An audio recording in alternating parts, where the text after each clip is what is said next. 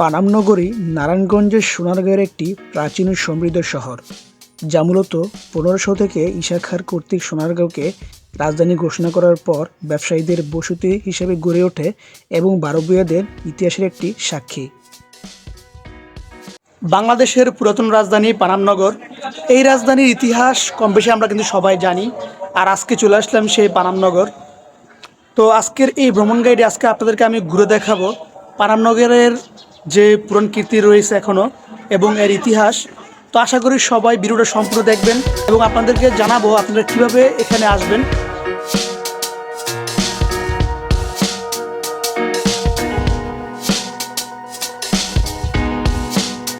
যারা ঢাকা থেকে আসতে চান তাদের অবশ্যই গুলিস্তান আসতে হবে। গুলিস্তান থেকে স্বদেশ অথবা ডুয়েল গাড়িতে করে আপনাকে আসতে হবে। ডুয়েল অথবা স্বদেশ গাড়িতে আপনার ভাড়া প্রায় 60 থেকে 70 টাকা করে রাখতে পারে।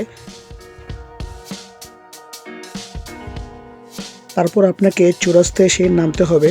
তারপর চৌরাস্তা একটু সামনে এগুলোই আপনি এখান থেকে অটো অথবা রিক্সা যোগে যেতে পারেন। তো আমি এখন অটোতে উঠলাম।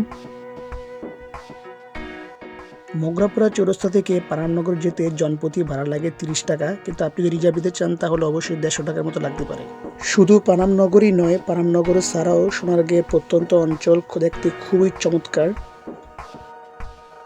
পানামনগরের আগেই কিন্তু সোনারগাঁ জাদুঘর। তো আমি এখানে আজকে যাব না, আমি যাব আজকে পানামনগরের উদ্দেশ্যে, সেজন্য এখানে আজকে নামলাম না।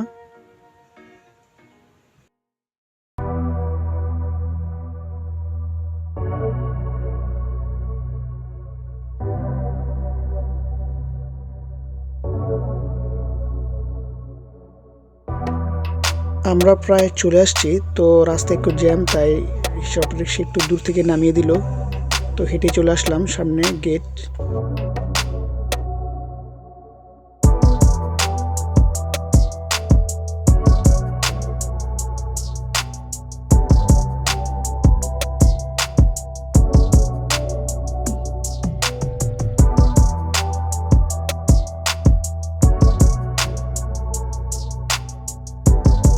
বইয়ের মতো যে নকশাটা দেখতেছেন, এখানে লেখা আছে পানাম সিটির সংক্ষেপে কিছু গুরুত্বপূর্ণ বিষয়।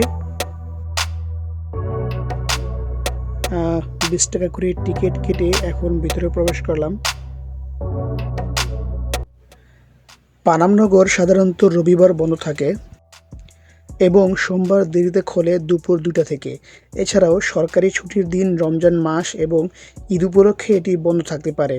তাই অবশ্যই ভালো করে জেনে শুনে তারপর এখানে আসতে হবে।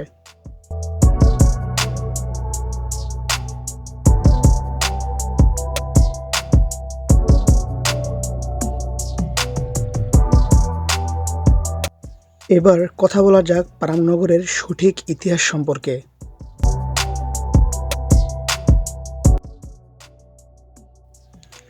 পানাম শব্দটি ফার্সি পাইনাম থেকে এসেছে, যার অর্থ আশ্রয় বা নিরাপদ আশ্রয়স্থল। ধারণা করা হয় এটি ছিল সড়কি আজম এর সমাপ্তি বিন্দু, তাই এটি সরকারি সোনারগাঁওয়ের নামের প্রধান কেন্দ্র ছিল।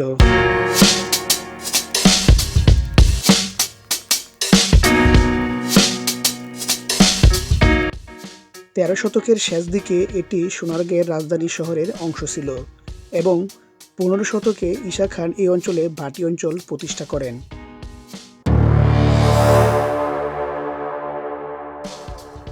ইস্ট ইন্ডিয়া কোম্পানির বাণিজ্যিক কার্যক্রম এবং চিরস্থায়ী বন্দোবস্তের ফলে 19 শতকে পানাম নগরী ইউরোপীয় স্থাপত্য শৈলীতে নতুন করে গড়ে ওঠে।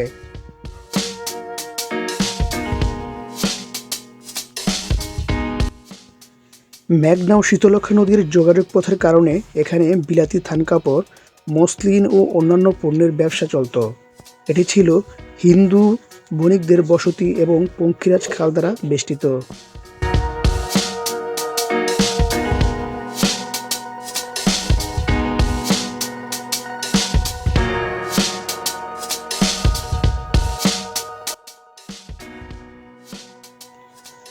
পানামনগরের প্রধান আকর্ষণ হল রাস্তার দুই পাশে অবস্থিত 52টি ভবন, যেখানে ইউরোপীয় ও মুঘল শিল্পের মিশ্রণে দেখা যায়। এখানে জমিদার বাড়ি, ট্রেজারার হাউস, কোম্পানি কুঠি ও সেতু রয়েছে।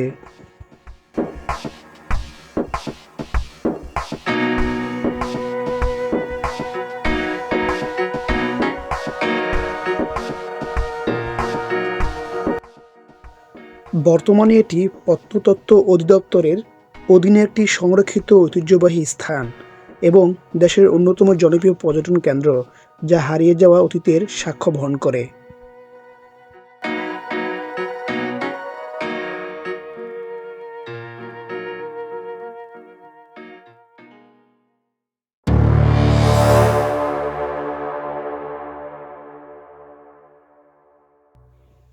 পনেরো শতকে ঈসা খাঁ বাংলার প্রথম রাজধানী স্থাপন করেছিলেন সোনারগাঁয়ে।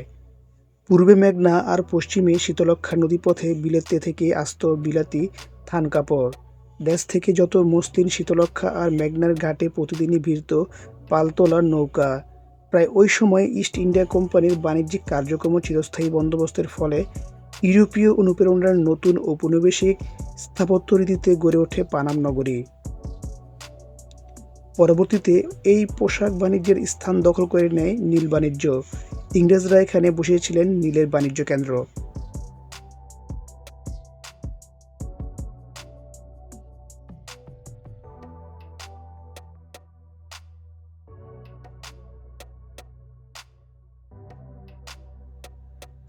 ডব্লিউ হান্টারের অভিমত হলো, সুলতানি আমলে পানাম ছিল সোনারগাঁয়ের রাজধানী, কিন্তু পানামে সুলতানি আমলের তেমন কোনো স্থাপত্য নজরে পড়ে না, তাই এই দাবিটির সত্যতা ঠিক প্রমাণিত নয়।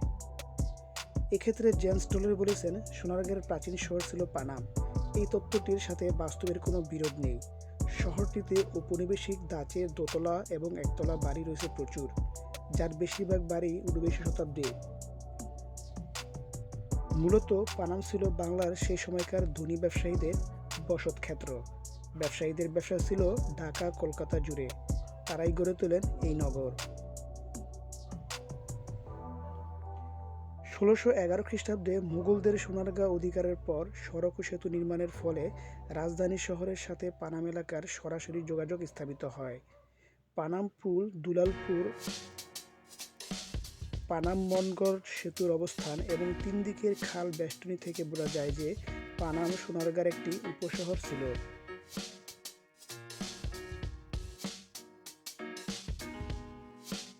পানাম নগরের যে পুকুরগুলো দেখা যায়, একটা সময় আগে এই পুকুরগুলো কিন্তু সক্রিয় ছিল এবং এই পুকুরগুলো বিভিন্ন কাজে ব্যবহৃত হতো। আজ এগুলো পরিত্যক্ত অবস্থায় আছে। বাড়িগুলোর দিকে লক্ষ্য করলে দেখা যায় যে এগুলো কাঠের এবং মোগল আমলের পুরা কীর্তি দিয়ে কিন্তু তৈরি করা।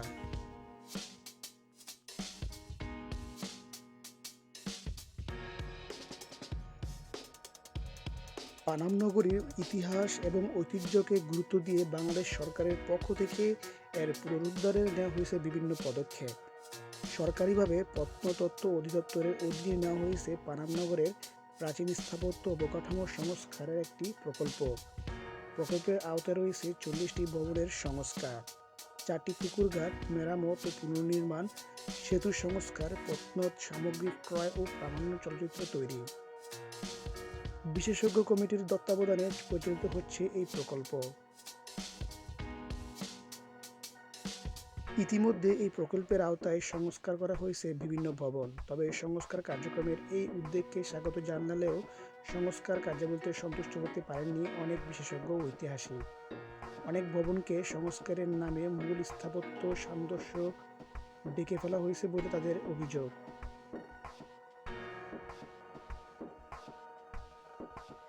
একবার পারস্যের খ্যাতিমান কবি হাফিজকে আমন্ত্রণ জানিয়েছিলেন তৎকালীন বাংলার সুলতান গিয়াসউদ্দিন আজম শাহ। বৃদ্ধ কবি হাফিজ সে আমন্ত্রণে সাড়া দিয়ে আসতে না পেরে একটা গজল রচনা করে উপহার পাঠান সুলতানকে। এই গজলের সূত্র ধরেই ফার্সি এক পর্যটক এসেছিলেন সোনারগাঁওকে, আরও মুগ্ধ হয়েছিলেন পানাম নগরের সৌন্দর্য দেখে।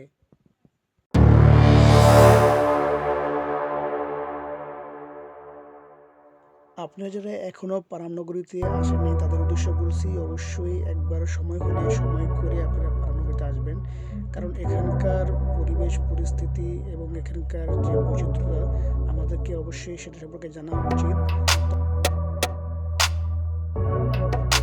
সর্বশেষে বলবো, যদি আজকে আমার এই ভিডিওটা থেকে আপনি যদি কিছুটা জানতে পারেন তাহলে অবশ্যই আমার চ্যানেলটাকে সাবস্ক্রাইব করে রাখবেন, যাতে আমার পরবর্তী ভিডিওটা আপনার সামনে আসে। ধন্যবাদ সবাইকে। আসসালামু আলাইকুম।